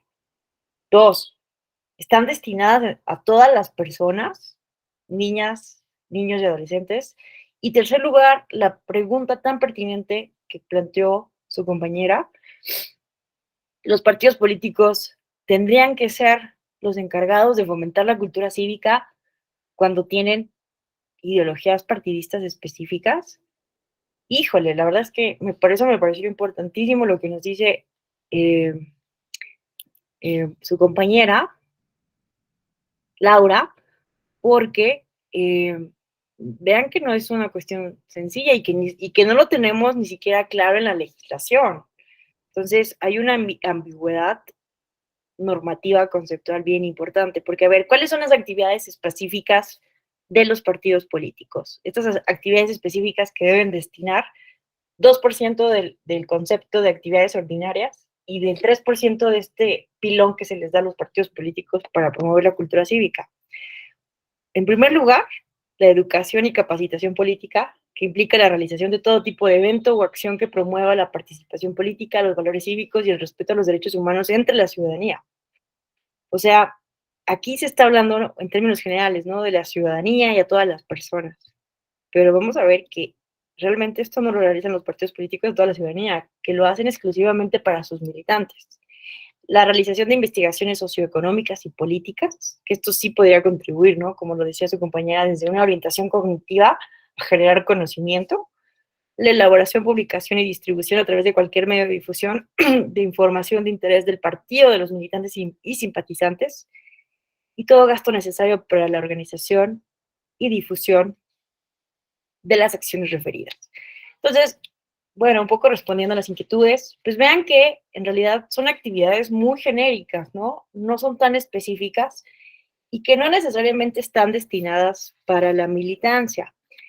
Entonces, de entrada, esa es una primera respuesta que podemos dar, pero creo que sí es bien pertinente preguntarnos si los partidos políticos, tomando en cuenta realmente cómo son los que tendrían que estar promoviendo la cultura cívica en toda la ciudadanía. Y bueno, vean que los partidos políticos tienen la obligación de elaborar y entregar los informes de origen y uso de los recursos a que se refiere la ley, dentro de los cuales deberán informar trimestralmente de manera pormenorizada y justificada sobre la aplicación de los recursos destinados para la capacitación, promoción y el desarrollo del liderazgo político de las mujeres. Bueno, y también todas estas actividades permanentes. Pero ahora, vamos a ver cuál es la realidad. La realidad. Bueno, de entrada, vamos a ver que no están cumpliendo. Bueno, antes me gustaría que viéramos, ¿no? Ya vimos cuáles son las actividades específicas relacionadas en materia de educación y capacitación, pero ¿en qué rubros pueden gastar el dinero los partidos políticos que está destinado a la participación política de las mujeres? Y vean que aquí, en todo caso, lo que tendríamos que decir es, si hay en la ley una lista de cosas que deben sí o sí los partidos políticos que destinar al rubro de las mujeres, si nos interesaría que también, si contestáramos positivamente a la pregunta de que los partidos políticos sí deben de promover la cultura cívica a las niñas, niños y adolescentes, que mi respuesta es que sí, que a pesar de lo que nos dice la preocupación de Laura, de que los partidos políticos tienen ideologías y sesgos, a mí me parece que el contraste de la información de todos los partidos políticos pudiera ser positivo, ¿no? Si tuviera una producción editorial, cultural, mucho más allá de la propaganda que tienen, porque parece ser que hoy en día lo que nos llega únicamente de los partidos es propaganda, pero imagínense que nos llegaran otro tipo de informaciones, tal vez sí, un poco enfocadas con cierta ideología, pero que nos llegaran otro tipo de informaciones mucho más diversas de los partidos políticos, porque actualmente solo nos llega la propaganda. Bueno, a menos que estemos militando en un partido político o que nos dediquemos a la investigación, como en el caso de Laura, pero ¿qué pasa con el ciudadano o la ciudadana de pie? Y mucho menos hablemos de las niñas, niños y adolescentes. ¿Qué nos llega a los partidos políticos? Pues spots en radio y TV, que muchas veces ya ni vemos porque ya estamos casi todo el tiempo de acuerdo con la Asociación de Internet MX en redes sociales, en Internet. Pero bueno, aún así nos llegan pues estos videos de 30, 60 segundos de los partidos políticos sin propuestas, sin contenido, muy pocas veces, ¿no? Proponiendo algo y la mayoría de las veces denostando, criticando, calumniando, y por el mundo negro, o sea, por el mercado negro, fomentando la desinformación, la manipulación y la difusión de noticias falsas, ¿no? Entonces, imagínense en un mundo ideal donde pues nos recibiéramos, ahorita vamos a ver el trabajo editorial que hacen los partidos políticos, que ni siquiera conocemos la mayoría de las mexicanas y los mexicanos, pero imagínense que nos pudiéramos a revisar estos textos, tanto del PRI como del PAN, del PRD, igual pudiéramos tener un contraste, ¿no? Una opinión mucho más informada de las opciones políticas que nos representan en el Congreso de la Unión, en fin. Bueno, entonces, vean, eh, ¿en qué rubros pueden gastar los partidos políticos ese 3% que debe estar destinado sí o sí de las actividades ordinarias permanentes? Uno, a la realización de investigaciones que tengan como finalidad informar a la ciudadanía de la evolución, desarrollo, avances y cualquier tema de interés relacionado con el liderazgo político de la mujer. Elaboración, publicación, distribución de libros, revistas, folletos o cualquier forma de difusión de temas de interés relacionados con la paridad de género. La organización de mesas de trabajo, conferencias, talleres, eventos y proyecciones que permitan difundir temas relacionados con el desarrollo de la mujer en su incorporación en la vida política. La creación o fortalecimiento de mecanismos para prevenir, atender, sancionar y erradicar la violencia política contra las mujeres en razón de género. La realización de propaganda y publicidad relacionada con la ejecución y desarrollo de las acciones en la materia. Hay que decir que esto es un importante avance, que a nivel legal hayamos establecido esta obligación del 3%, pues es un avance, porque si no estuviera esta obligación legal, definitivamente los partidos políticos no destinarían nada, seguramente, del presupuesto público a esto, ¿no? Entonces, sí hay un avance y que además es importante decir, ¿no? Que la fiscalización que realiza el INE eh, y pues el poder coercitivo, ¿no? También de las sentencias del tribunal, contribuyen de cierta manera a que esto se cumpla. Pero déjenme decirles que en realidad no se cumple, tal vez se cumpla a nivel de los órganos nacionales de los partidos políticos, pero no se cumplen muchas entidades federativas, ¿no? Entonces, de entrada, mi primer crítica es que es un presupuesto muy bajo, 3% del presupuesto público para fomentar la participación política de las mujeres es muy bajo. Podemos hacer un ejercicio de derecho comparado, pero al menos recuerdo que en Brasil es mucho más alto. También en Brasil hay una obligación para los spots que sean, incluso para que los spots de partidos políticos también se haga propaganda de personas pretas, ¿no? Negras, indígenas, etcétera. Eso no hay acá, ¿no? Sobre otros grupos minoritarios, solo hay una obligación, ¿no? Reglamentaria por parte del INE para una difusión más paritaria de las campañas de las mujeres. Entonces, de entrada, sí es un avance, hay que decirlo, y los partidos políticos sí hacen uno que otro evento, una que otra publicación, no vamos a decir que no lo están haciendo, sí lo están haciendo, pero uno, presupuesto muy bajo. Dos, ¿cuál es la calidad de estas publicaciones, de estos eventos? ¿Qué tanto lo hacen de manera improvisada para cumplir con esta regla? ¿Qué tanto realmente tienen personas capaces, capacitadas, interesadas en hacer que esto se haga con la mejor calidad posible y que esto no solamente llegue a las mujeres militantes, sino a todos los hombres militantes de las cúpulas partidistas, ¿no? Entonces, hay muchas preguntas que pueden legal para que también los partidos políticos promuevan la participación de niñas, niños y adolescentes. No tenemos un porcentaje específico estipulado, al menos, ¿no? A nivel de la Ley General de Partidos Políticos, para que se destine presupuesto a esos rubros. Entonces, tal vez hagan publicaciones, eventos para fomentar la participación de niñas, niños, jóvenes, adolescentes, que sobre ese tema a mí me parece muy importante hablarlo, como lo acaba de decir Laura, porque hay un debate, ¿no? A ver, mucho del debate de si reducimos la mayoría de edad, por ejemplo, de 18 a 16 años, para que los jóvenes puedan participar desde antes en la vida pública, es un debate que a mí me parece muy, muy importante, pero que hay que tener mucho cuidado. Por ejemplo, en Brasil, el voto es obligatorio para personas de 18 a 65 años, si no me equivoco, eh, respecto a las personas adultas mayores. De allí en fuera, para personas de 16 y mayores de 65, el voto es facultativo, es decir, opcional. Por poner un ejemplo, en Argentina también pueden votar las y los adolescentes a partir de los 16 años, y mucho de lo que se habla es justo esto, ¿no? De promover desde mucho más jóvenes la participación, el involucramiento de los asuntos públicos. Pero a ver, uno, ¿qué diferencia hay? 2 años de involucramiento en las cuestiones públicas, cuando pues toda la niñez estamos abandonados de la importancia que es la colectividad y las cuestiones públicas, ¿no? Entonces, yo he visto propuestas, vean lo que estaba planteando la Constitución chilena, que yo no estoy segura de su pertinencia, pero me parece muy interesante analizarlo.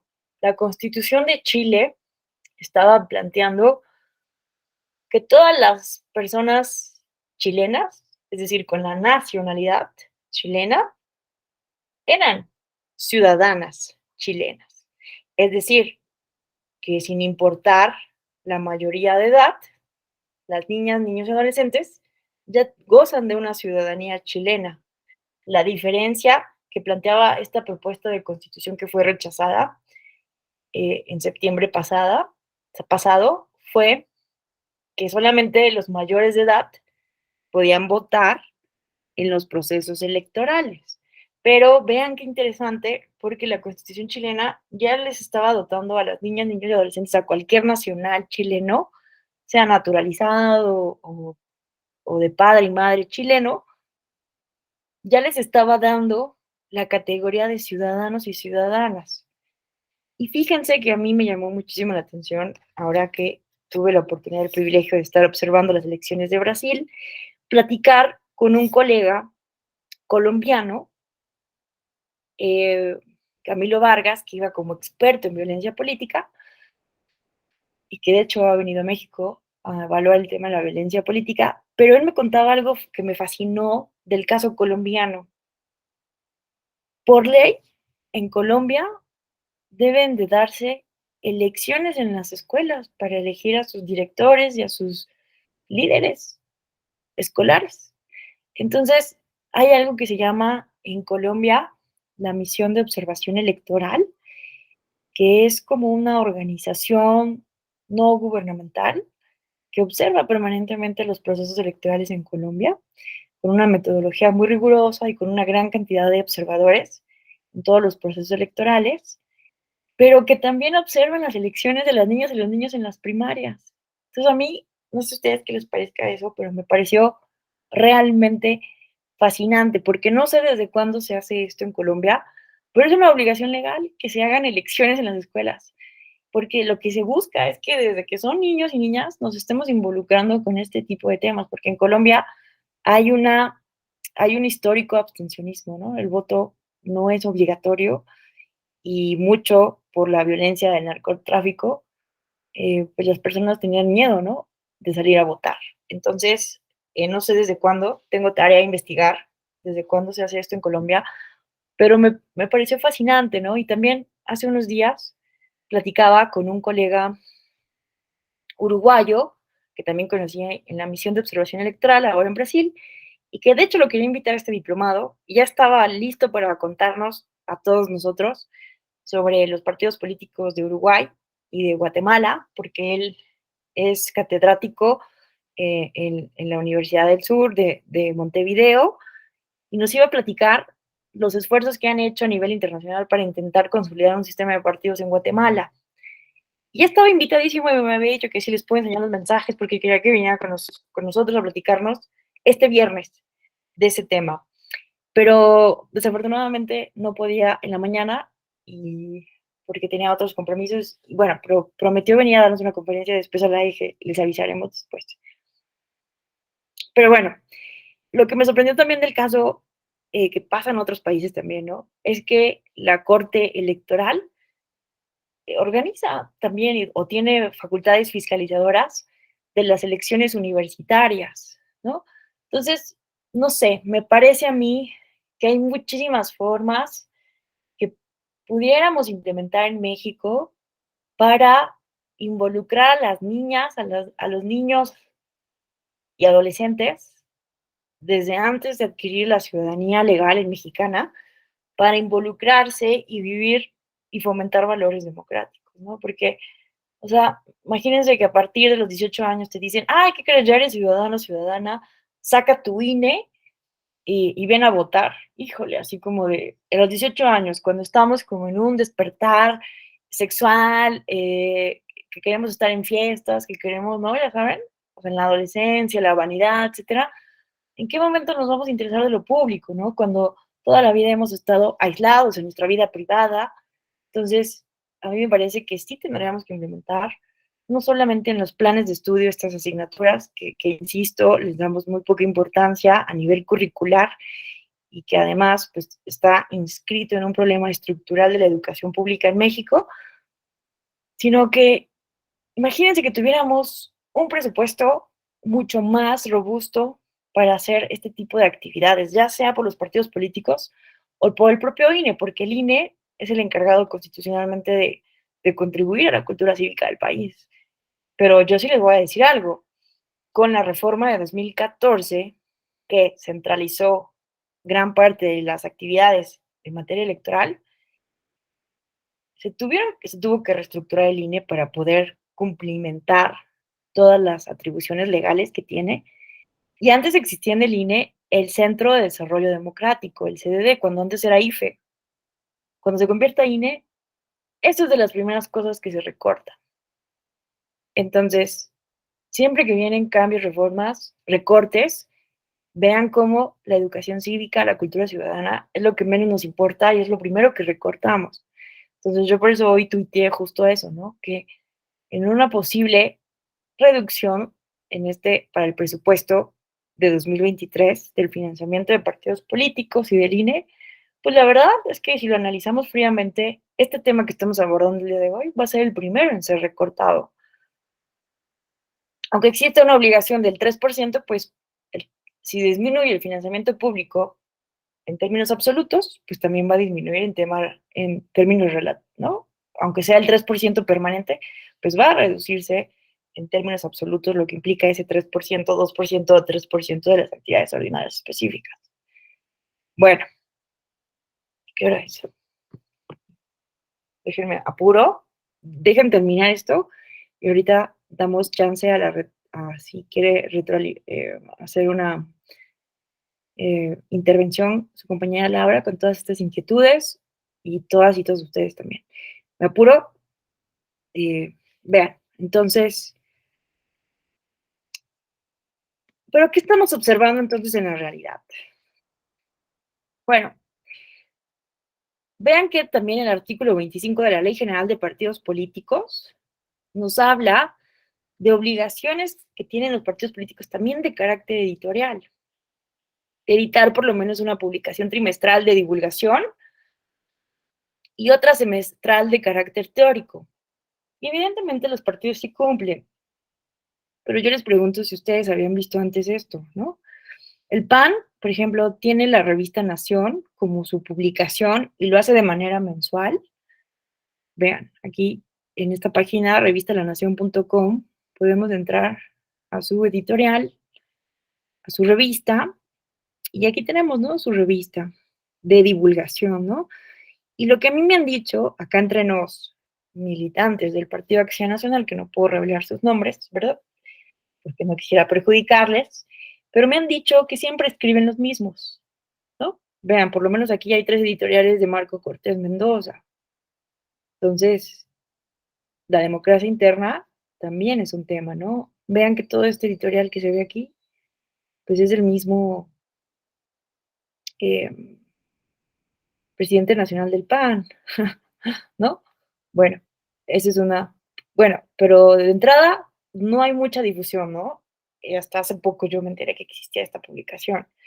Y existe también esto que es más de carácter teórico, que se llama Bien Común, que es una eh, revista de carácter más teórico, más técnica. Eh, y bueno, ¿no? Donde escriben Horacio Vives, Javier Brown César, una entrevista, y bueno, pero lo mismo, ¿no? Son publicaciones mucho más interesantes. Yo estuve hojeando estas publicaciones hace unos días, y sí son cuestiones más técnicas, no tan ideologizadas. Algunos casos sí, obviamente tienen un sesgo de los valores panistas. Obviamente, seguro no van a publicar, ¿no? Algo que esté más a favor de una línea morenista, pero aún así, ¿no? Me pareció algo interesante, mucho más interesante y muy técnico, con datos cuantitativos muy interesantes. Entonces, bueno, no hay una difusión, me parece, relevante de esto porque es la primera vez, ¿no? Que en 2022 la primera vez que yo veo esto. El PRI también tiene sus publicaciones, todos los partidos públicos, partidos tienen esto porque sí cumplen con su obligación. El PRI, por ejemplo, tiene esta revista que se llama La República, ¿no? Y que esto es con la finalidad, ¿no? De dar difusión, divulgación a las actividades del partido político. Pero bueno, entonces habría también, ¿no? Que evaluar la calidad de estas publicaciones y qué tanto lo conocen tanto los militantes, uno, y dos, la ciudadanía. A mí me parece que si hacemos una encuesta seguramente tiene nulo conocimiento por parte de la ciudadanía. Y tienen también, ¿no? Su instituto Reyes Heroles, que tiene pues una carga mucho más de capacitación, bueno, que es el encargado, ¿no? De la capacitación y la formación de toda la militancia del PRI, y donde pues podemos encontrar ya publicaciones un poco más técnicas, ¿no? Participación política ciudadana, la construcción de redes, discurso y estrategia, en fin. Entonces, pues sí tienen ahí sus publicaciones, cumplen con este mandato legal, los partidos políticos, al menos a nivel nacional, pero yo insisto, ¿no? Uno, la difusión, y dos, tendríamos que evaluar la calidad. Y lo que decía Laura, que me parece muy importante, discutirlo, el sesgo partidista, ¿no? ¿Qué tan recomendable sería, ¿no? Que que las niñas, niños leyeran estas publicaciones, ¿no? Por decir un ejemplo, pues evidentemente no sería una literatura que sería muy apropiada para las niñas, niños y adolescentes. Y bueno, finalmente, pues el caso de Morena, solamente por mencionar 3 partidos políticos, porque no nos daría la vida aquí poniendo las publicaciones de todos los partidos políticos, pero bueno, Morena tiene esta revista de divulgación, ¿no? De los diputados de Morena, por ejemplo, que bueno, y aquí aparece hasta febrero de 2020, ¿no? Entonces habría que evaluar qué ha pasado, porque no hay, es la revista 4T, 4 Transformación, donde pues se divulgan actividades, ideas ideológicas, ¿no? Del partido político. Aquí pueden descargar la revista enero febrero de 2021. Entonces vean, ¿no? Hay una foto, vamos a recuperar la soberanía energética, en fin. ¿Por qué es más como propaganda ideológica, ¿no? La militancia, un poco como nos decía su compañera, ¿no? ¿Por qué es necesario reformar la ley de la industria eléctrica? ¿Qué pasaría ahora con el CFE? Y bueno, aquí vienen cosas como para poner y convencer, ¿no? A la militancia, tal vez de las políticas eh, públicas que se quieren implementar, de las reformas legales y la ideología, ¿no? Partidista. Y finalmente, pues esta también que es muy, esta sí es más famosa, esta yo sí la había visto antes de estudiar, de preparar este nuevo módulo, ¿no? La revista Regeneración. ¿Saben qué? Denme un minutito, eh, ahorita vuelvo, denme un momento.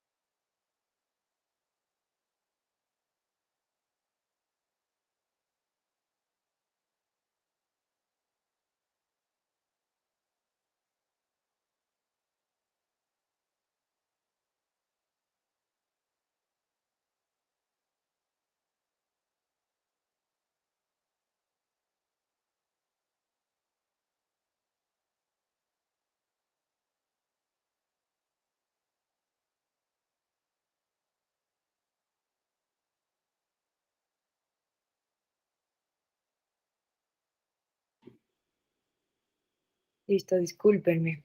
Ya volví. Entonces, bueno, y está esta publicación, Regeneración, que es un poco más famosa, ¿no? Y vean, ¿no? La editorial. ¿Cuándo y a qué hora se podrá ver el eclipse? Me llamó la atención, antier que estaba viendo esto.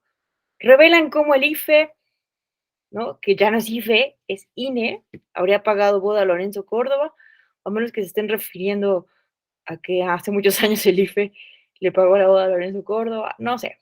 Entonces, vean, ¿no? Habría que evaluar la calidad de estas publicaciones realmente y la difusión que hay, no solo en la militancia, sino en la ciudadanía, porque la obligación, como vimos, es constitucional a toda la ciudadanía, incluso ni siquiera a la ciudadanía, a todas las personas, ¿no?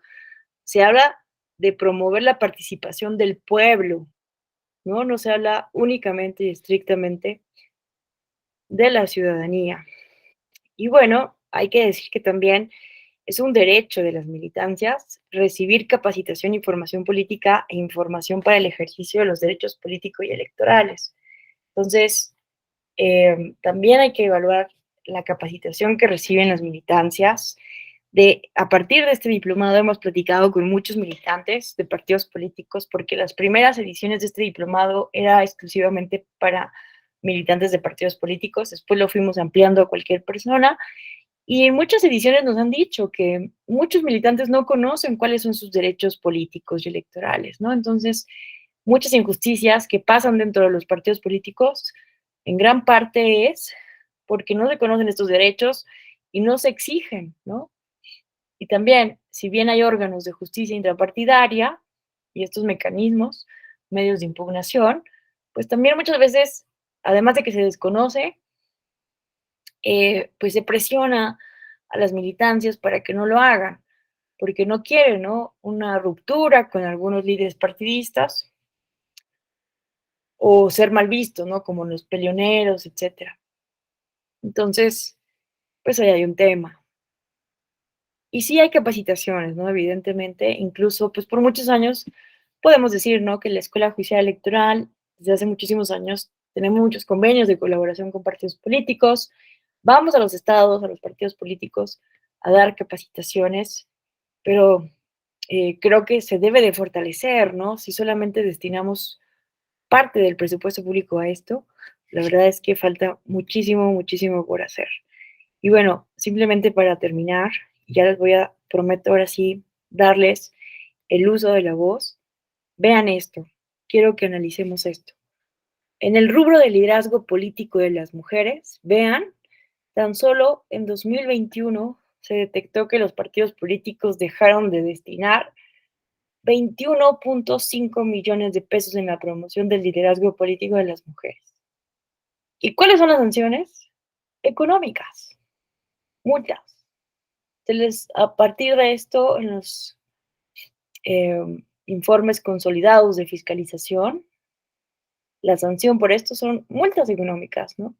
Entonces a los partidos políticos muchas veces les da igual no cumplir porque es dinero, que es dinero público con el que van a pagar estas multas. Entonces hay aquí un círculo vicioso que realmente necesitamos evaluar, ¿no? Entonces aquí podemos ver los montos de gastos reportados en actividades específicas por cada partido político y los montos de gastos reportados en capacitación y promoción y liderazgo político de las mujeres. Entonces, aquí podemos ver que el partido político que más gasta en actividades específicas, pues es, yo diría, invierte, ¿no? Porque muchas veces hablamos de gasto, pero la educación cívica necesitamos verla como una inversión. Entonces, Morena, el partido político que más invierte, seguido por el PAN, luego le viene el PRI, en fin, ¿no? Aquí podemos ver estos gastos, pero lo que más me interesa, ayer los descargué para que los pudieran ver ustedes, vean, les quiero mostrar lo siguiente. Aquí están anexos de partidos políticos. Y vean, el problema no está a nivel nacional, el problema está, podemos ver que está ya muy enfocado en algunas entidades federativas donde no se destina este 3% que es mínimo a la participación política de las mujeres y a las actividades específicas de educación cívica y capacitación. No se está destinando en algunas entidades. Entonces vamos a ver, por ejemplo, el caso de Morena, en el rubro de actividades ordinarias específicas. Vean, aquí tenemos la revisión del informe anual de 2020, porque, bueno, va un año, ¿no? Posterior la revisión de los informes, ahora en 2022, justo a finales de noviembre, se debe de dar, ¿no? El informe consolidado de la fiscalización de los informes anuales de 2021 y así, ¿no? Entonces, lo que tenemos ya consolidado es de los informes de 2020, ¿no? Entonces, vean que del presupuesto, monto, aquí está, ¿no? Monto a destinar conforme al financiamiento aprobado para educación cívica, capacitación y cuestiones editoriales, ¿no?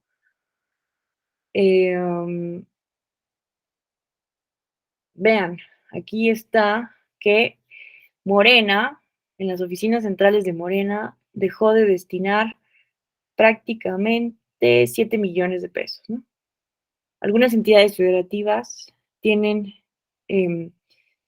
un plus, un menos, pero vean que la mayoría tiene un saldo positivo, es decir, que hay un financiamiento público que no fue destinado para la educación cívica, ¿no? Y esto lo podemos ver entidad por entidad, ¿no? Por ejemplo, en Chiapas no se gastaron 3 millones de pesos, en Ciudad de México, ¿no? No se gastaron 2.160.251 pesos en esta materia. Así lo podemos ir viendo entidad por entidad federativa, aunque hay que decir que hay entidades federativas, ¿no? Que tienen un saldo positivo porque gastaron de más, ¿no? Es decir, se fueron más allá de sus obligaciones. Pero a mí me parece absurdo, no sé qué ustedes qué opinen, a lo mejor nos puede parecer muy poco estos 3 millones de pesos que se deja de gastar en el estado de Chiapas, pero piensen que el estado de Chiapas es el estado más pobre del país, con los mayores índices de pobreza. Entonces, si no se le da importancia al tema de la educación cívica, la participación política en el país más pobre del país, no sé qué podemos esperar, no sé qué piensan ustedes. Parece muy poco, 3 millones de pesos, pero con 3 millones de pesos podemos hacer muchísimas actividades, ¿no? No sé, imagínense que ustedes tuvieran 3 millones de pesos como líder de Morena en Chiapas y no los estamos destinando para lo que la ley nos lo exigen. Entonces, por aquí vienen las multas a los partidos políticos. Bueno, esto es la situación de Morena, que es un escenario muy distinto en cada entidad federativa. Eso hay que verlo, hay que admitirlo. Miren, la única entidad que cumplió exactamente con cero, ¿no? No pagó de más ni pagó de menos en el rubro, pues es Nayarit, ¿no? Vamos a ver el caso de Morelos, de nuestra compañera Laura. Morena gastó de más, miren, 1,275 pesos de más en actividades ordinarias de la capacitación. Bueno, estos informes están disponibles en la página del INE, son públicos, obviamente. Vamos a ver ahora el PAN. Miren, el PAN, bueno, Morena tenía un déficit de 7 millones de pesos, ¿no? Pero vean que el PAN sí gastó más a nivel central en educación cívica y capacitación, con 9 millones más aproximadamente. Pero vean, o sea, realmente el monto mínimo que estamos gastando en esto. Y es algo que yo decía hace algunos meses en redes sociales y en algunas conferencias. ¿Cuánto estamos destinando a monitorear, a vigilar, a castigar, ¿no? Pensemos en Michel Foucault, en su libro Vigilar y Castigar. En verdad, es absurdo que si aspiramos a construirnos como una democracia auténtica, gastemos más en sancionar, en regañar, que en promover ciudadanía auténtica por convicción. Bueno, vean el PAN. El PAN, pues bueno, sí cumple, ¿no? Gasta además en algunas entidades federativas, pero también, ¿no? Vemos que el problema también viene de las entidades federativas que no están cumpliendo en su totalidad. Pero vean que en ninguna entidad federativa,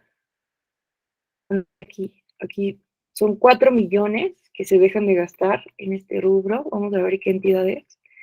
En Veracruz, el PAN de Veracruz dejó de gastar 4,768,665 pesos en educación cívica y capacitación, ¿no?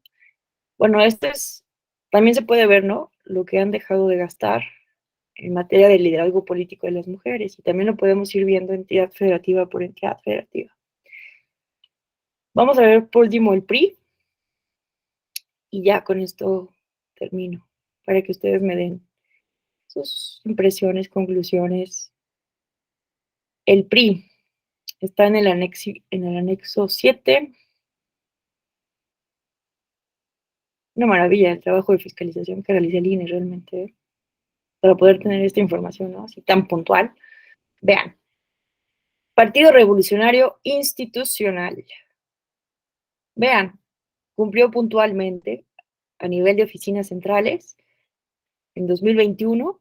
También habría que hacer la evaluación de los años, año tras año tras año, ¿no? Cómo han ido cumpliendo. Entonces, al menos en 2021, el PRI puso 3 centavos de más a la educación cívica, y vean, ¿no?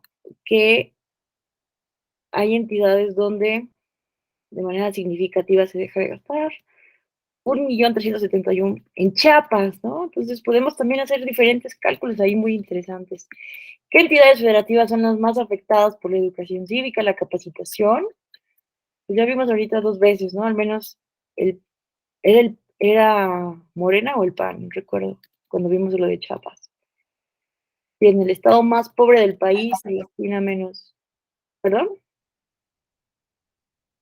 Morena. Morena, ¿verdad? Y vean aquí también, tenemos en Querétaro, el PRI, no, el PRI gastó de más aquí. Cuando está negativo es que gastó de más. Eso es positivo, ¿no? Pero bueno. Pero vean, a nivel central, no te vayas a exceder. No vayas a dar un poquito más, un peso más en capacitación y educación cívica, ¿no? Bueno, en fin, yo les invito, no podemos aquí ver, analizar esta revisión de los informes anuales de la Unidad Técnica de Fiscalización, partido por partido. Un poco yo quería mostrarles, ¿no? Cuál es la realidad, que es muy poco dinero público el que se destina, como ustedes pueden ver. Son a lo mucho 4 millones de pesos, lo que entre 5, ¿no? Entre 5 millones de pesos lo que se deja de gastar en las diferentes entidades federativas. Bueno, vimos que a nivel central Morena no destinó 7 millones de pesos en 2021. Entonces, parece un gasto muy pequeño, pero si de por sí la educación cívica es uno de los mayores déficits que tenemos y nos parece algo irrelevante que se deje de gastar esto, por ejemplo, en uno de los estados más pobres del país, pues no sé, yo veo la verdad el panorama muy, muy desalentador en materia de educación cívica. A pesar de que en todos los foros académicos no va a haber alguien que no diga que necesitamos promover más cultura cívica, pero ¿cuánto estamos gastando, invirtiendo en esto? Pocas veces nos ocupamos de eso, ¿no?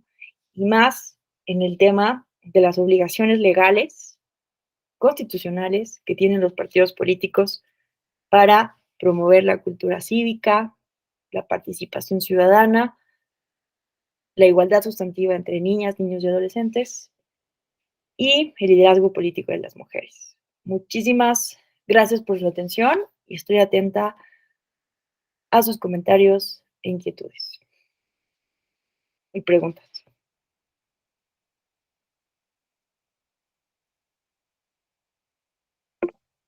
Te escuchamos, querida Laura. Gracias, doctora. Doctora, ¿habrá algunos estudios posteriores? Porque se habló de los 60 cuando se analizó el caso de México, que estábamos en un tipo de cultura política parroquial. Pero en esos años, pues ni siquiera estaba la constitucionalización de los partidos políticos en el caso de México. Y obviamente hubo muchas reformas electorales que impactaron para llegar a lo que actualmente es una obligación de los partidos políticos en materia de capacitación política. ¿Habrá algún bibliografía, estudios o análisis respecto a cuál ha sido el impacto? Me imagino que de nulo debe ser algo positivo que haya dejado esta implementación, esta obligación de actividades específicas a los partidos políticos, pero ¿hay un análisis? ¿Hay datos duros? Gracias. Sí, mira, hay muchas académicas, académicos que han seguido esta línea de investigación en el país. Hay algunos estudios interesantes y el consenso es que ya no somos una cultura política parroquial a nivel general en el país, a nivel nacional. Hay lugares donde obviamente habrá una cultura política más parroquial. El mayor consenso tal vez es que seamos súbdita, tendiente a cultura política cívica. Estamos como ahí entre cultura política súbdita y cívica con tendencia más a la súbdita, ¿no? Es un poco lo que se dice, pero voy a dejar aquí mi correo electrónico para que me escribas, querida Laura, y a quienes quieran. Les comparto esta bibliografía, también los estudios de Ingle Hart, ¿no? Que también tocan de repente a países de América Latina y México, que ya son más actualizados, porque tienes razón, ¿no? Evidentemente esto fue en los 60, todavía no pasaba el movimiento del 68, la guerra sucia, ¿no? La constitucionalización de los partidos políticos y la transición democrática en nuestro país. Entonces, pero sí hay estudios, sí hay, eh, no así muchísimos, pero hay algunos que nos pueden dar eh, reflexiones interesantes. Aquí dejo mi correo para que me escribas y yo te respondo de vuelta con bibliografía. ¿De acuerdo? Porque sí hay. Ahí tengo varios colegas que también lo han estudiado. También en los institutos locales han hecho así estudios interesantes, en algunos OPLES, a nivel como local. Bueno, no sé si alguien más quisiera hacer una pregunta, cuestionamiento.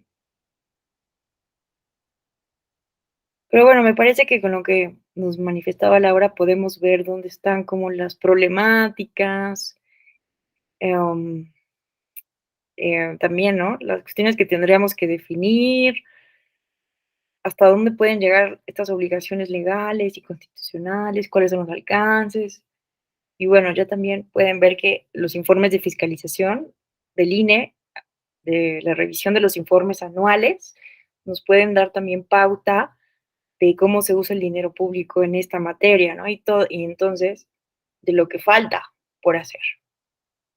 En fin, no sé si alguien más quisiera hacer algún comentario, crítica, cuestionamiento, ¿no? Bueno, pues les agradezco enormemente su atención. Muchísimas gracias por estar acá. Yo sé que es difícil, ¿no? Levantarse a las 7 de la mañana para estudiar a los partidos políticos.